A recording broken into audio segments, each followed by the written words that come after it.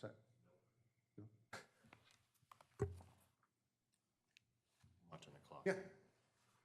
Don't forget to talk into your microphones so that Ann can do the minutes properly. You're good. Go ahead.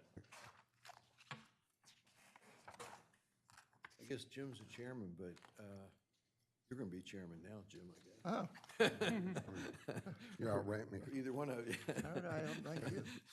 Yes, you've been on it longer than I have. One meeting. All right, Go ahead. I guess we call this meeting to order?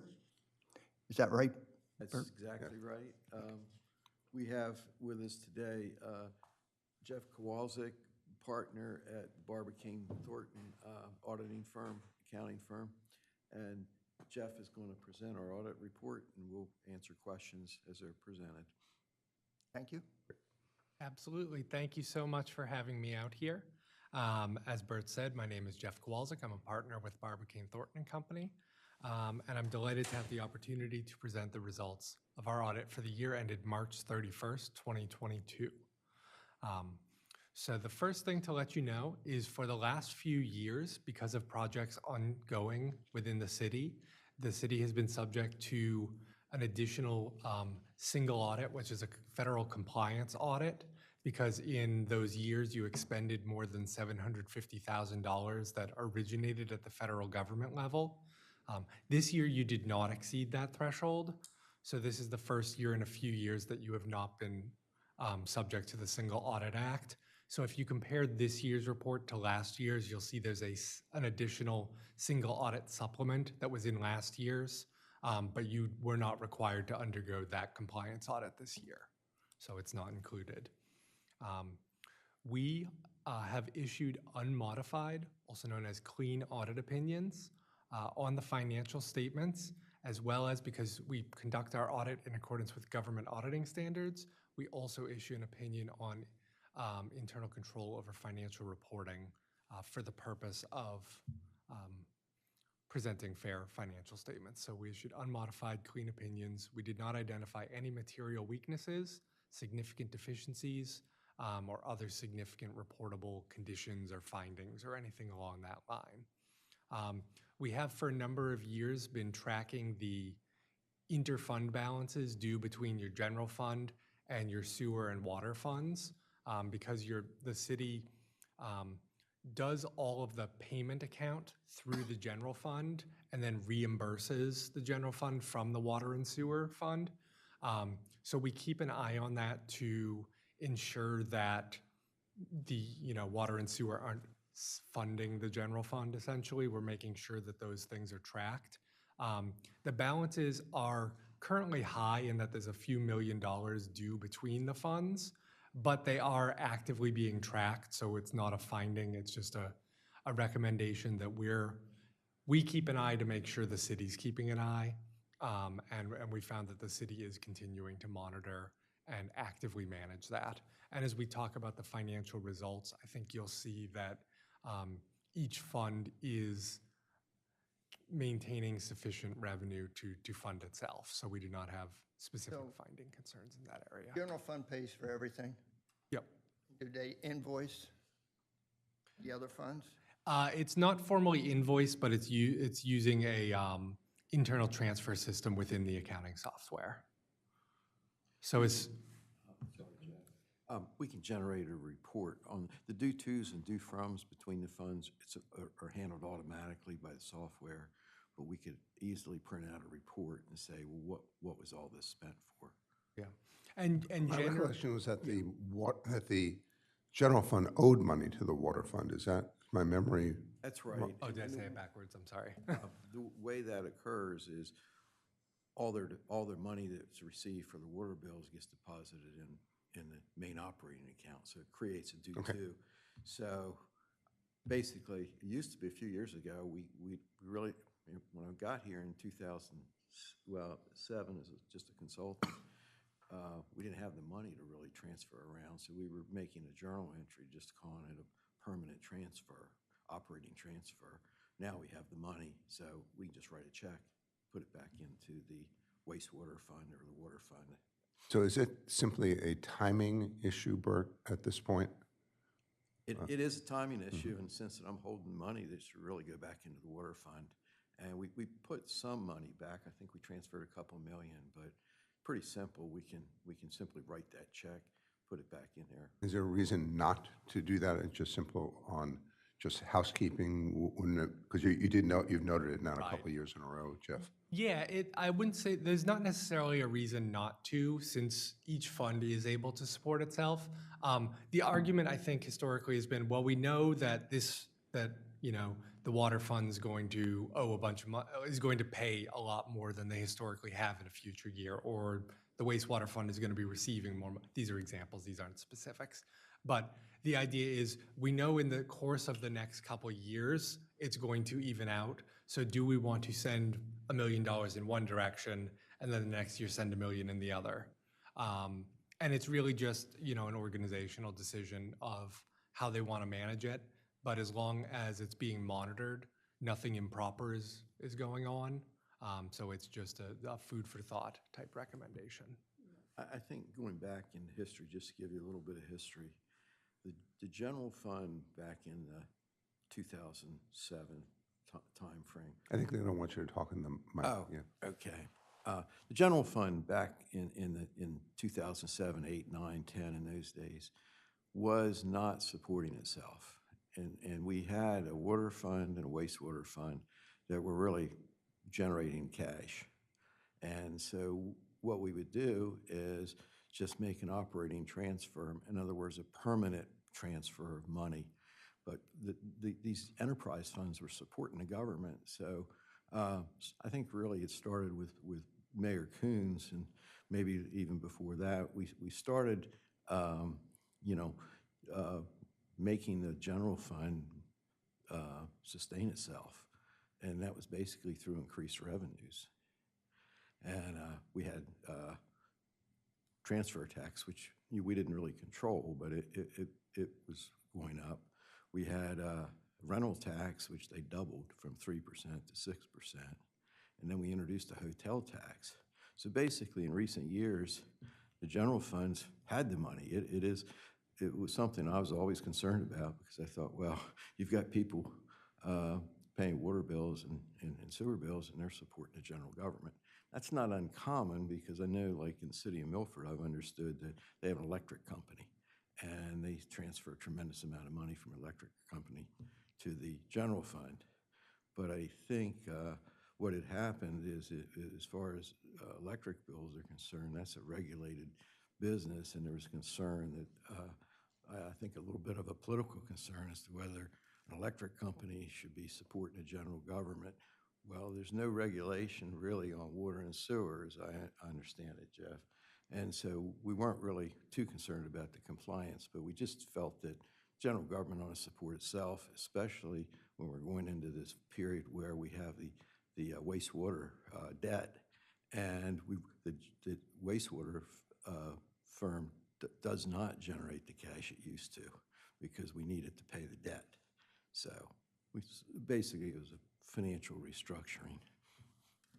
Yeah, and I will also mention that while there's not specific regulation, because you do provide services, water sewer services, to other local municipal areas, then it starts to get into the question of you potentially give an opportunity for somebody to question the rates if there's sort of that balance.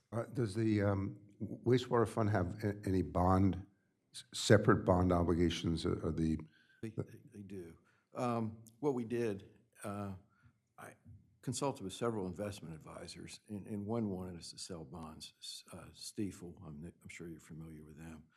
And I knew we were running into sort of a short period, a short timeline.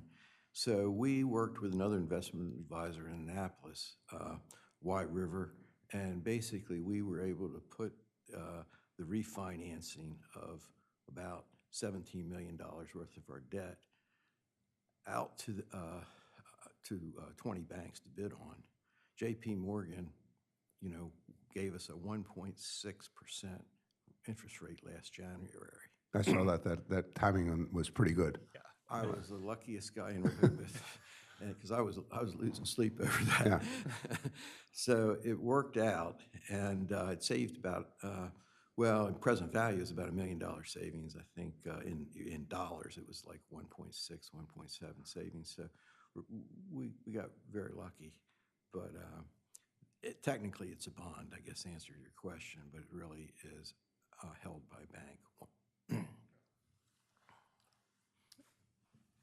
All right. So jumping in, I guess I'll start with page 1, which is the independent auditor's report. As I said, we issued a clean, unmodified audit opinion.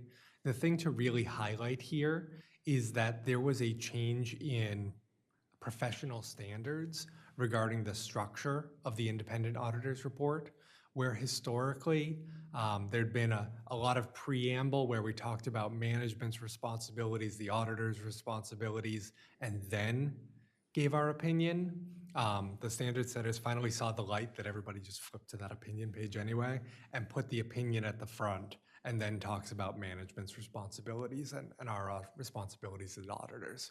So I just wanted to highlight that. The overarching concepts are consistent. It's just the structure does look different if you're comparing to prior years.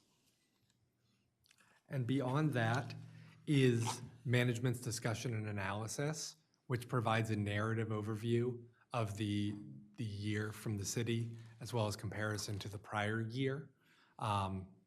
Not necessary for this group, but for any citizen who's looking for a quick explanation of how the year was or what the financial statements show, this is where I always send them because it does provide a concise narrative overview. It's written by management, and we don't issue an audit opinion on it. You'll see it says unaudited, but we do, of course, because it's in an audited document, we do have to look and make sure that the financial numbers are consistent and there's nothing, wildly inappropriate in it. I do have one municipality we work with that we sometimes have to pull some political speech out of. So we do actually look over them.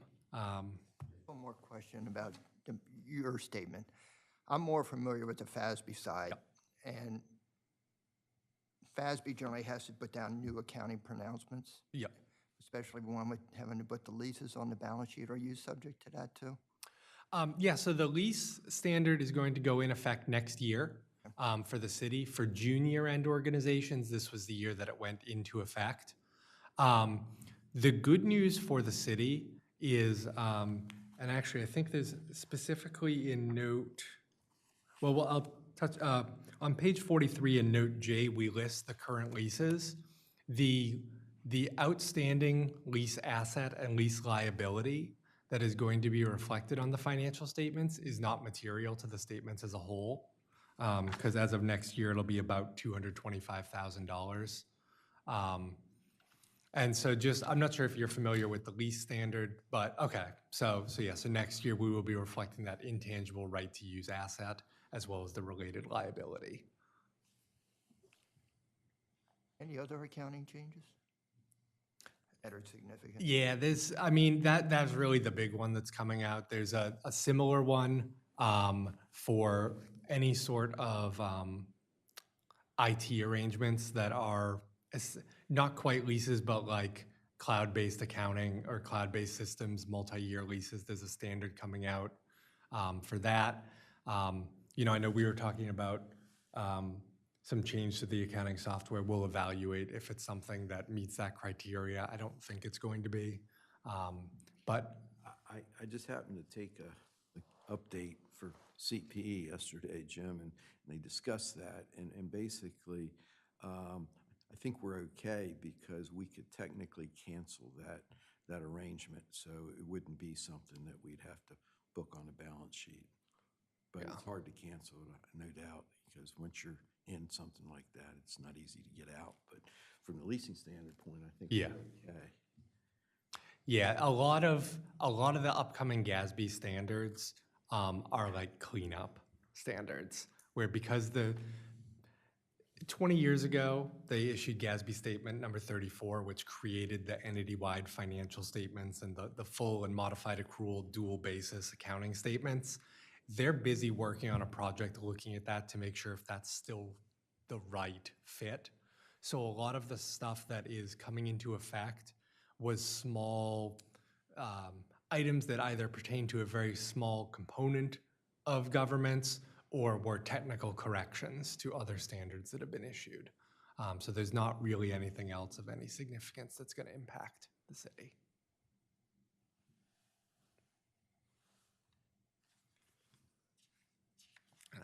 Speaking of those financial statements, page 18 is where the statements themselves start. And you will see at March 31st, 2022, the city had total assets and deferred outflows of resources of about $139 million, of which $77 million was in business type activities, just the water and wastewater funds, and the remaining $62 million was in governmental activities. In both cases, the largest component were your capital assets, your depreciable assets, land, and a small amount of construction in progress. Go back one page, excuse me, on 17. Yeah. And it goes back to something that Bert and I were talking about at the top, which is the amortization on the water outflow costs. That starts, the amortization starts when? Is it? I think it's. Are you talking about the debt for Yeah. the outfall? That's started, I mean, actually, we refinanced that, and the refinancing took place, I think our first payment was in January, I believe. It's 4 times a year. Yeah, because it says upon completion of the plant, the city will begin making principal and interest payments. And I was wondering how much that is yeah. and I'm how that's sorry. going to affect, you know. I'll explain that.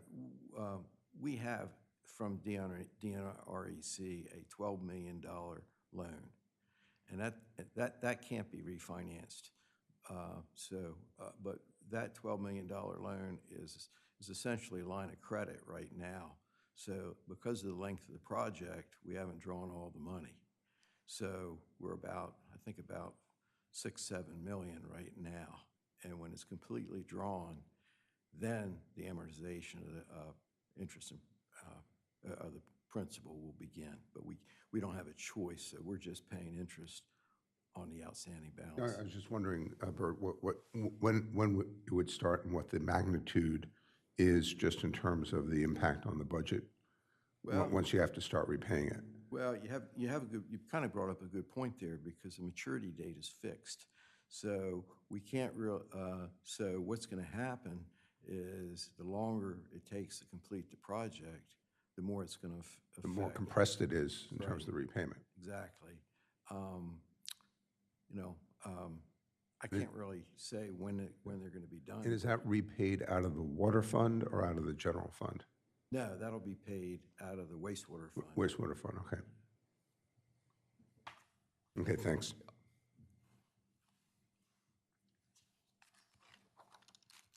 While I'm asking questions, I know we're going through a reassessment on property values. Do we have any sense of what I know the total amount is supposed to not change, but that's the total amount, I think, in Sussex County. Right. Do we have any sense about what that's likely to do to our property tax revenue here? Well, I think the 3 of us are going to be in trouble because. What's that? The 3 of us are going to be in trouble because we live too close to the ocean. Okay, So, well, that we can also talk about climate change, but Yeah. before that. But basically, they hadn't done a reassessment since, I think it was 1967 when they annexed a Schoolview property. And so the last one, I think that was 2015, if I'm not mistaken, or 14. And so they are discussing, another one. But I don't think the impact will be quite as drastic, but you don't know. I mean, basically the idea of it is to make it fair based upon the property. You had people in country club estates who were paying more money than people in the ocean block. Yeah. And so I think they've largely corrected that. But, with the changes in market values recently, it could be that more of a shift is going to occur. I was just wondering whether we think that it will end up,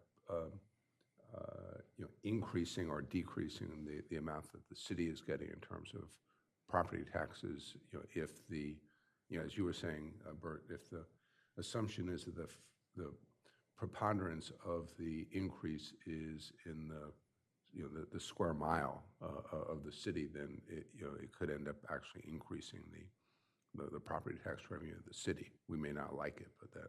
Well, last time they made it revenue neutral, and I think politically they're going to make it revenue neutral. I think that's as to the county.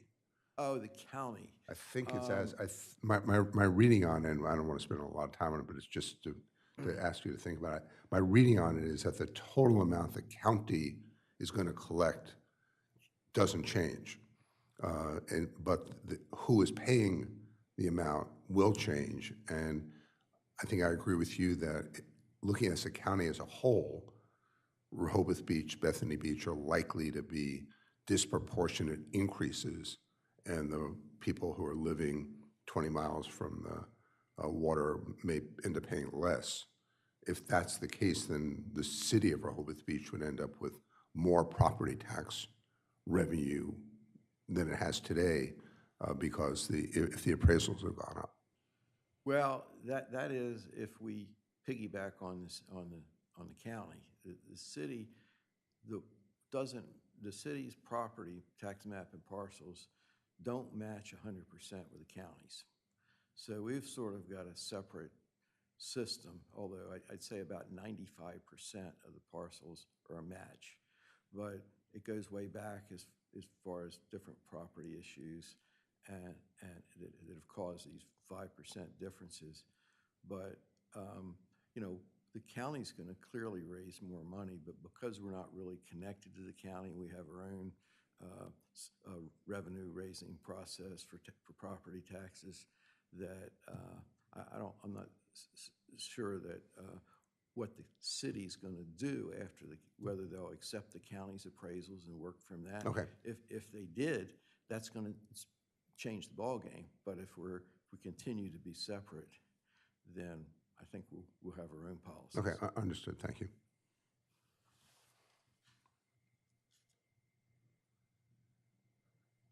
All right. So as I mentioned, total assets and deferred outflow of resources, about $139 million.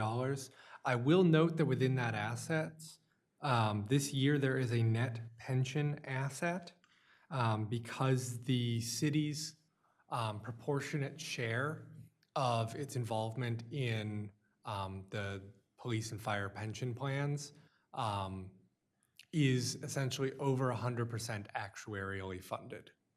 So the amount of money that's in the plans is, as of the measurement date used, which was actually March 31st or June 30th of 2021, because they just use a slightly different date, the plans were more than 100% funded. Will that change with the change in interest rates in terms of Probably the a assumed little. discount rate? Yeah, that would be my expectation. I haven't seen the new numbers come out yet, but I would be shocked if they weren't. Now, I will say those plans are still very well funded compared to other neighboring states. So I would not anticipate it to go from 100% funded to 50%, but it may switch back to a small liability next year.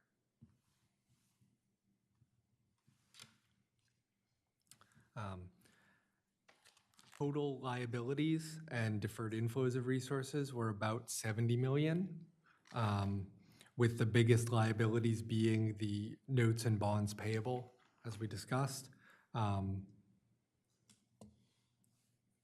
Overall, you had total net position of about $69 million, of which 37 million or 38 million was invested in capital assets, net of related debt.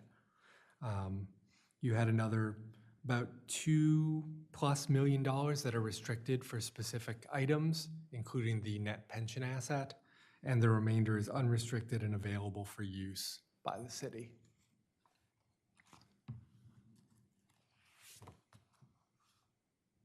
On the next page is the statement of activities, which breaks down the expenses both for governmental and business type activities shows the direct program revenues, which are revenues that specifically relate to an area of expenses. And then below are the general revenues, things like taxes, franchise fees, and other miscellaneous revenues. This year, miscellaneous revenues was up because you had the property sale of 84 Kent. There we go. Thank you.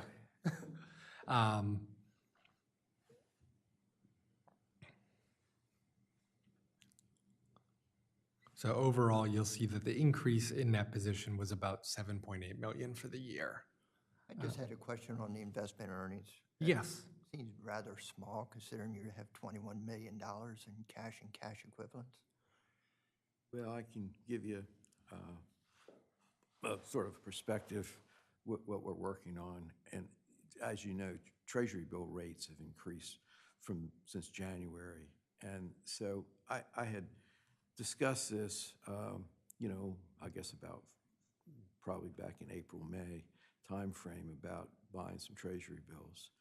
So what we've done is we consulted with several institutions on what the transaction fee was going to be. I didn't want to use Treasury Direct for the city government. Treasury Direct is an online thing if anybody's buying Treasury bills. But we were going to go through Edward Jones. They're going to charge us 3 basis points to conduct the trades. And there won't be that many, but it looks like we're probably going to make, if rates stay where they are, you're going to probably make $600,000 or more investment income this coming year. Yeah, that makes sense. Certainly looking at the forward rates, the next couple of years look pretty good in terms of government yield. Yeah, and we're going to, basically buy probably 90-day or 180-day Treasury bills. I don't know if we want to go out much further than that. That won't be my decision, but it'll be discussed. Wouldn't it depend on whether you think you're going to need the cash or not? I'm sorry? I think, wouldn't that depend on whether you think you're going to need the cash or not? Certainly you're right that the par value can vary, but if you hold it to maturity, it doesn't matter. So it really is dependent on whether you think you're going to need the cash in the next year or something like that. That's exactly the thinking behind it. The 3 accounts that I'm starting with, one is a water cap fee, which has several million in there, and then we have a sewer cap fee, capital fee, and then most of the money is in a transfer tax account. In recent years, transfer tax has gone one way. In other words, we collect money, but by state law, transfer tax has to be segregated.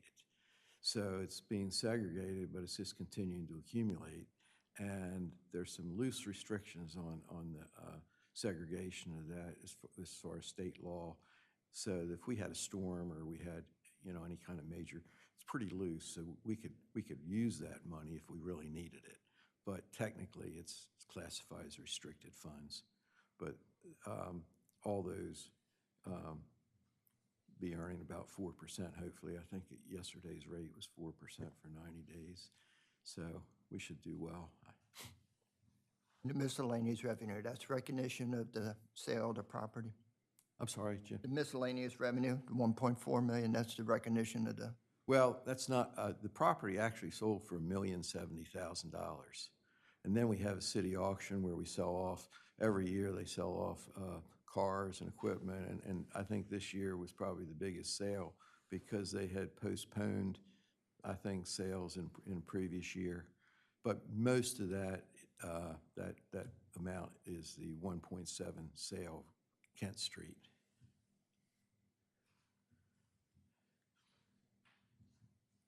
Right. And after that are the fund level statements, starting with the governmental funds and then moving on to the proprietary funds. For your governmental funds, the vast majority of that is your general fund, which had total assets of about $22 million, offset by liabilities of about $5 million. The net result was fund balances of about $17 million as of March 31st, 2022. A small portion of that was non-spendable. That's the inventory on hand as well as prepaid expenditures, which are non-cash and not convertible to cash. And the remainder was unassigned and available for use by the city. In the non-major governmental funds, you had funds that were restricted for police expenditures as well as public works expenditures. They were various state grants that are accounted for in those funds. And looking at page 22, the general fund here is on the budgetary basis, so these actuals are consistent with the budget formatting primarily. And you'll see total revenues were about 21.8 million. Expenditures were about 16.6 million.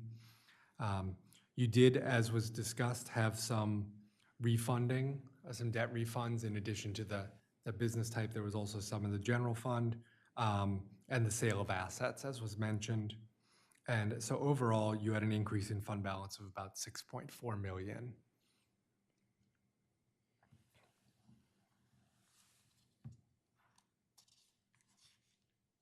And I should mention the non-major governmental funds, it had an increase of about 39,000 this year. That's really just timing because those are grant funds that come in, they get spent. So it's just the timing of when it happens. And then starting on page 24, the proprietary fund statements, your water and sewer funds. So you'll see combined they have about $78 million in assets and deferred outflows of resources. About 3/4 of that is in the sewer fund, and about the remaining 25% is the water fund. On the liability side, 47 million in total, 45 million of that is the sewer fund. And both of those numbers have grown in recent years because of the ocean outfall, as well as other projects that were ongoing with the sewer fund. But the net position for both is positive. It's about 16.7 million in the water fund and 14.1 million in the sewer fund. Each fund has a net investment in capital assets after backing out the depreciation expense and debt of around $6 million, with the remainder of funds being available for use by the fund or by the city. Yeah, just on, again, on Jim's point earlier, you have no investment income on page 25 effectively. And Correct. So that would certainly be worth taking a look at. Yep. Yeah, and absolutely. And it sounded like a good portion of the cash on hand in the water and sewer fund is in those accounts that Bert had mentioned. Yeah, they're Correct actually funds. specific bank accounts. We had these CDs with WSFS. And earlier in the year, they said, well, we could, well, it might have been a little earlier than that. They had bumped our rates up, but the rates were terrible. And we know that the banks aren't raising their rate. They're really having a good time now because they're raising their loan rates, but they're not raising the amount paid on That's deposits. called increasing your net interest margin. I used to work for a bank, so. I was a bank examiner Yeah. for a few years. Yeah. So yeah, you're right on. So I think WSFS couldn't really do much for us. So I thought treasury bills would be the best thing. Yeah, and looking at page 25, you'll see that the water fund this year did have net operating income of about $2.3 million.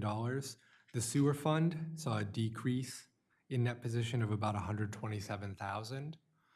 So one of the things I will highlight, just because I know it was a discussion before of what impact is it going to have on the sewer fund when we have to pay more of our principal and interest on the loans that were outstanding.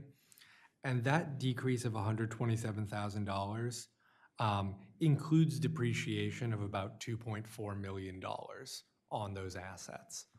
So then the question becomes for the city, how do we, knowing that this is a non-cash expense, knowing that we are using these assets over a 40-year life, do we balance the budget or try to aim with a zero change in net position with these non-cash expenses that would drive an increase in cash?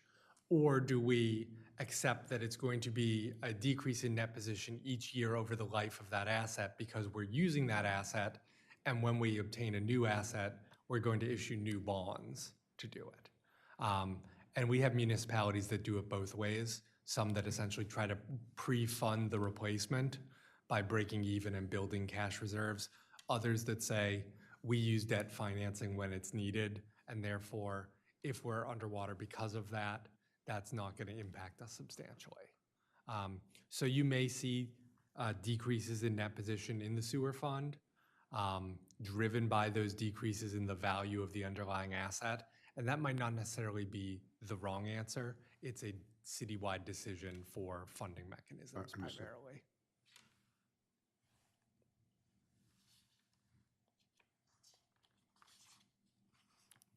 After that is the notes to the financial statements. And there were no major accounting pronouncements that impacted the organization this year. So the structure of the notes is consistent with what it's been in recent years. The one thing I was going to highlight was the leases, so I'm glad that we touched on that already. And so then I would open it up, I guess at this point, to any questions that anybody may have. Sort of ask you a general question. It goes, just what you're talking about on the change in net position as an example. Are there practices that we may be following that are acceptable, but where you see other clients having different practices that may be in some way better or where they've moved away from something we were doing. And I think one of the advantages of having a firm like yours that does a lot in this field is getting the benefit of the best practices. Absolutely. So I think the one thing that we do bring up, because it is a little out of the norm, was the discussion about the interfund due to due fund balances. That's something we see less from governments like yours. We, for a while, weren't really seeing a lot of the general fund pays and other funds reimburse at all. That's starting to come back into vogue because it does create some efficiencies now that governmental accounting systems are mature enough to handle it correctly. It was something that existed a lot in the early year, like pre-modern accounting software. It was very common to have the single paying account. And then as accounts were set up, people started trying to modernize, and they found that it was really hard to do the interfund activity within some of the earlier governmental accounting systems. In the last 5 to 7 years, they've really matured in the way that we're seeing more of that now. So I'd say it's actually something where you held on to your way long enough that it became the common way again. Everything becomes cool with enough time. I guess trying to think if there's anything else. By and large, I don't really think there is anything that jumps out as the city being an outlier or missing the boat on something that other municipalities are doing.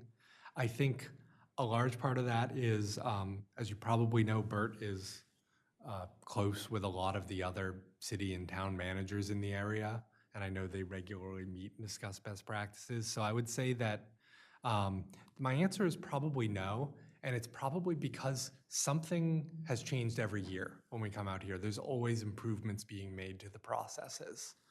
It wasn't... That's good to hear. Yeah. Well, let me ask you one more, unless you have something. No, I got one more, but go ahead. Just on the same point you were saying, Jeff, what are other communities doing in anticipation of the impact on climate change? As somebody who made that drive from Naples to Sanibel Island last February, I watched with pain because I literally had driven up the road that was effectively destroyed where Fort Myers Beach was.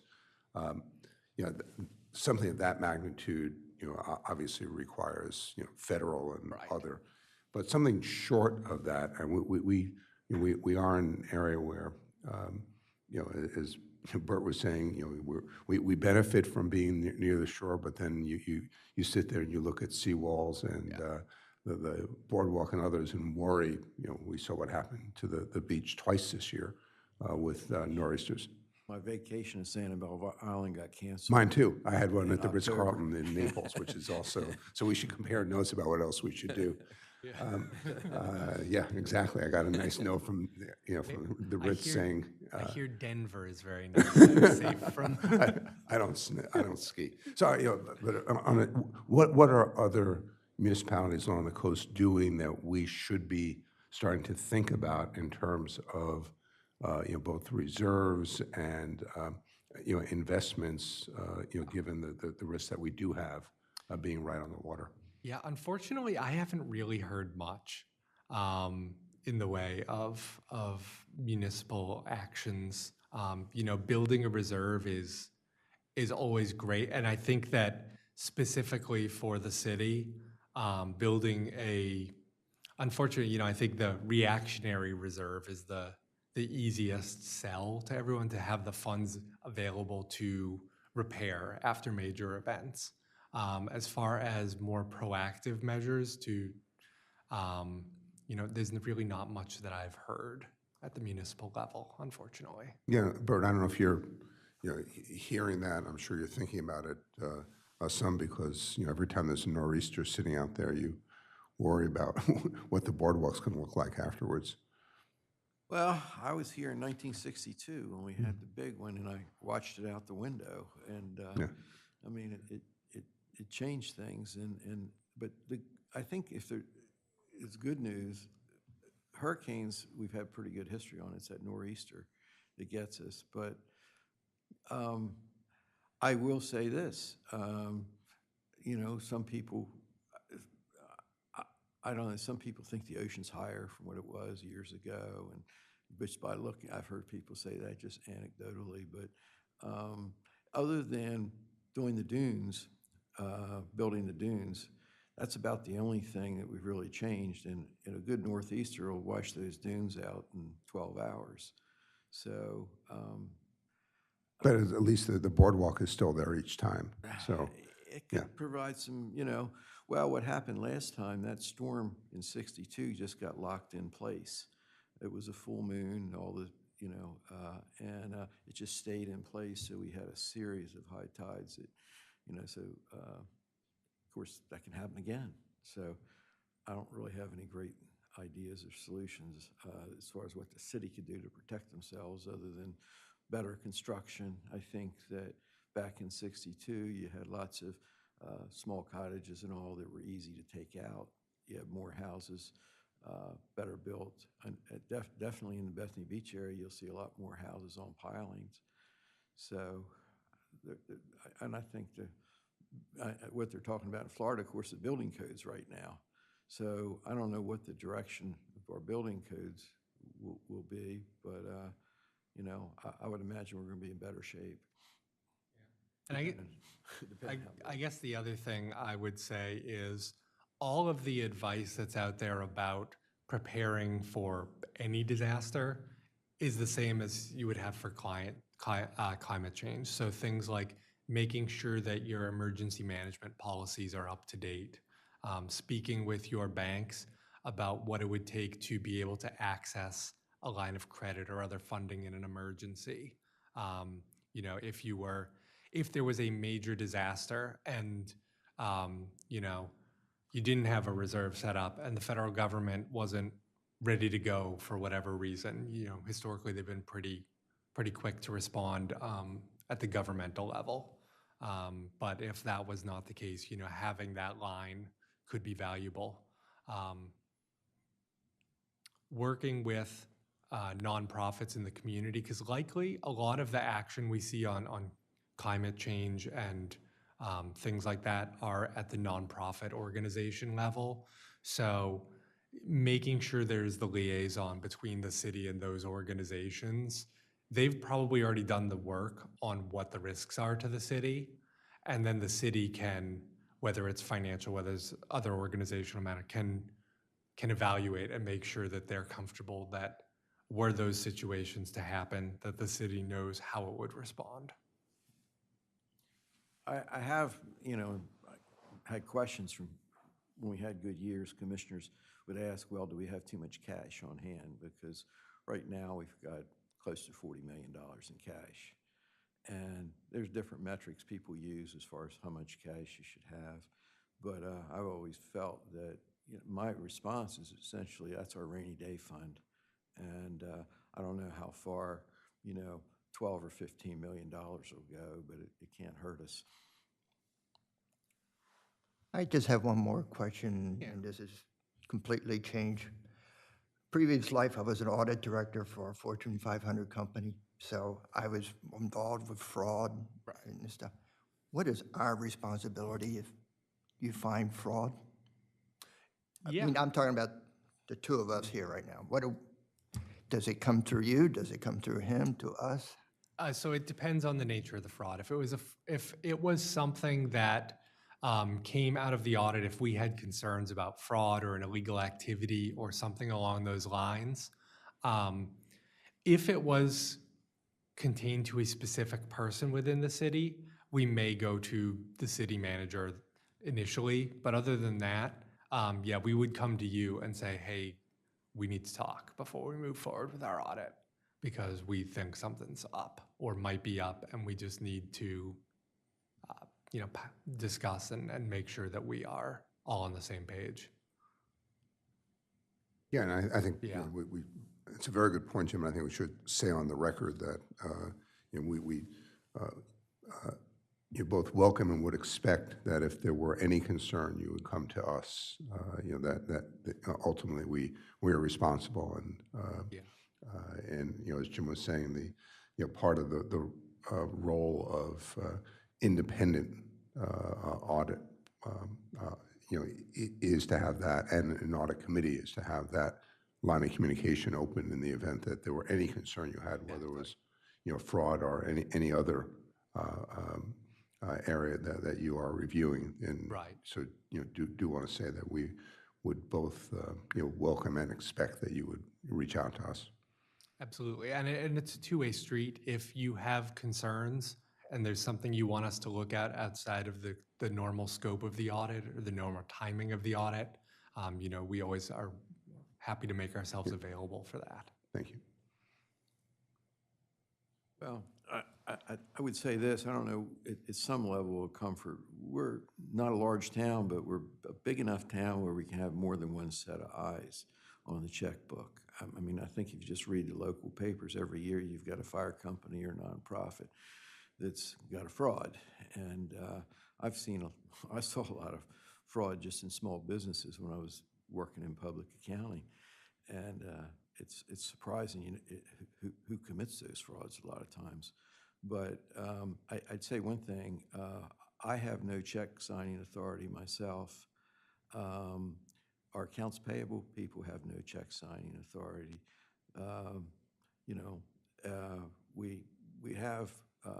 We don't have the same person reconciling cash in accounts payable. We have segregation of duties to the best we can.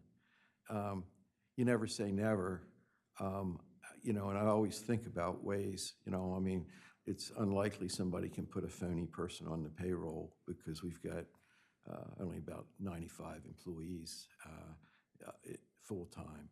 But, there are people creative. I mean, I think through the purchasing side, that gets monitored fairly well. But we did have years ago, the city had an instance where it was inappropriate purchasing, people buying things for their own use in a department. It wasn't within the office. But we haven't had anything recently, but I think we're a little better shape. I don't want to brag about it because as soon as you do, we'll find something's wrong. But I mean, we do have multiple sets of eyes looking at things. Yeah, just picking up on Jim's point, I was at a major bank, and one of the larger frauds we had was a multi-year employee whose father had also worked for the bank, and who over more than a dozen years, basically, I think ended up my recollection is, took $7 or $8 million. But not in one fell swoop, but just when you were talking about Bert, of getting himself a check writing approval because he had been there and his dad had been there. He would every once in a while just say to somebody, Bert, I put your initials on such and such because you were away from your desk. He ended up in prison as soon as he was confronted. He said, I've been waiting for you to come. About 8 or 10 employees were disciplined or fired, none of whom had taken the money, but who had, just not done, as you said, Bert, what they're supposed to do. So, this was about the last person anybody expected to see do it. So you do get surprised sometimes. Yeah, well, and I think on the vendor side, we watch that too, and that, we're a small town. I mean, somebody, I guess conceivably could put their husband's small business on the as a vendor. But, we do look at that activity, but it's not to say it couldn't happen. But we have an awareness of how people steal, but there's always people more creative than me, and they can figure something out. So you never want to brag. Do the last thing,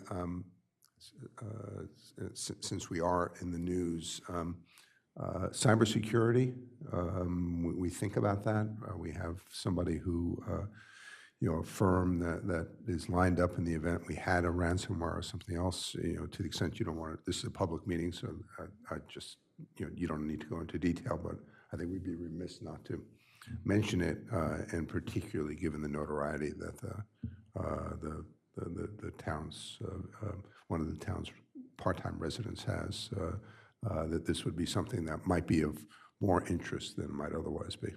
Well, in about 2-3 weeks, we are going to a cloud-based environment for our enterprise software.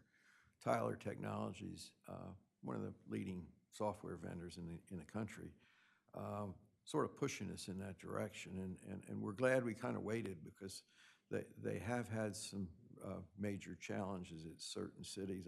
There was a conference call that I asked our IT director to possibly consider listening to. It was Hagerstown and Annapolis and Salisbury, Maryland, and they've had some real issues when they went to their cloud-based environment. But we're going to go in about 3 weeks. We think that Tyler's going to be able to handle that. Now, in answer to your question, well, how's that affect security? Well, it is cloud-based, and I would imagine, and they're going to have most of their customers in a cloud-based environment. So if somebody were to infiltrate and somehow lock us all out for ransomware, it would be on Tyler. It wouldn't be on us financially, but I wouldn't want to predict what would happen if somebody really, got into it. Yeah, but do we have somebody who is responsible for, keeping track of our, excuse me, endpoint security and otherwise, and having a cyber response plan in place, which frankly every entity should have. Well, you're right. I know we have one local community bank that county bank has a pretty extensive one, but I don't know. I have to defer to our IT director. I'm not sure what written plan is in place. Okay, maybe I'll follow up with you offline on that. Yeah, and I can tell you that for any major service provider, which the cloud-based computing solution will be, you also have a number of service providers related to things like the parking meters. Those organizations get independent audits of their security controls, and as part of our annual audit, we read through them and evaluate them to ensure that there's no gaps, either that they have issues that were unresolved, or that they usually have a list of complementary user entity controls saying, if we're providing services to the city, we expect the city to have A, B, C, and D, and we make sure that those are in place. Or if one of them isn't, we have to develop audit procedures to address, to ensure that there's no risk or no improper risk. So to that extent, that does become part of the financial audit. Yeah. I don't have any more questions. Well, I hope next year's as good as this year, but I'm pretty sure it's not going to. I think we've hit the high water mark for a while. For a while, I think so too. You'll get more interest on your Yeah. cash, but that's We're about going to it. need everything. Yeah, but you may not get as much on We're transfer already seeing, taxes. we're already seeing a little change in transfer tax revenues. Yeah. I think it's- Yeah. And I guess just for the record, Bert, when you mentioned the potential for 600,000 in revenue, that's for a full calendar year, correct? That would be right. So, Okay. you know, I'm glad you mentioned that. Yeah, so we'll have about 5 months worth of it. But in that 5 months, we'll earn more than probably we've earned in the last 5 years combined. Yeah. All right? Yep. Shall we adjourn? I say, You need a, I guess, do you need a vote to Yes. recommend approval to the commissioners for their final approval? you approve? Yes, I do. We Motion, approve. second. Yes, yes. Yes, we I'm not sure if moved you're and Robert's seconded rules. and Yeah. have voted to recommend to the commissioners approval of the audit. Excellent. Great, thank Well, you. thank you so much for having me out.